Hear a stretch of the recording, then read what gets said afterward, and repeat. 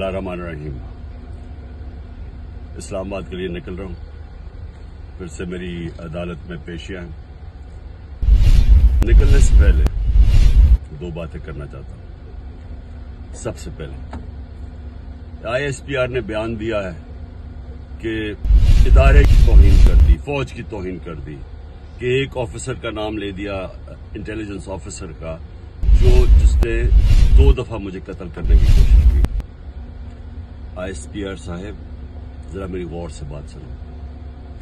इज्जत सिर्फ एक इदारे की नहीं है, इज्जत कौम में हर शहरी की होनी चाहिए। इस वक्त कौम की सबसे बड़ी पार्टी का सरबराह हूं। 50 साल से कौम मुझे जानती है। मुझे कोई झूठ बोलने की जरूरत नहीं है। इस आदमी ने 2 दफा मुझे कत्ल करने की कोशिश की, और जब भी इन्वेस्टिगेशन होगी मैं ये साबित करूंगा कि ये वो आदमी था, और इसके साथ एक पूरा टोला है।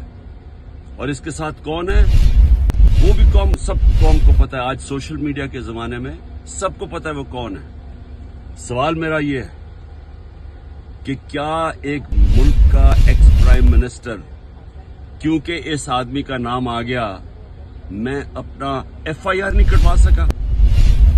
पता तो सच और झूठ तब चले जब इन्वेस्टिगेशन होती है, FIR इसके खिलाफ होती, इन्वेस्टिगेशन होती।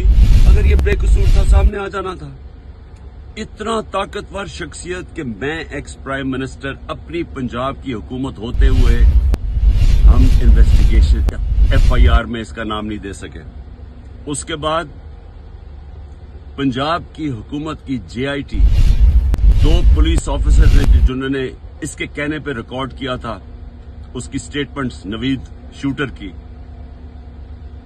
हम 2 ऑफिसर जो रिकॉर्ड किए थे, पंजाब के पुलिस ऑफिसर DPO गुजरात और CCPO CTD, उन्होंने हमारी इन्वेस्टिगेशन के अंदर आने से मना कर दिया। कौन था पीछे?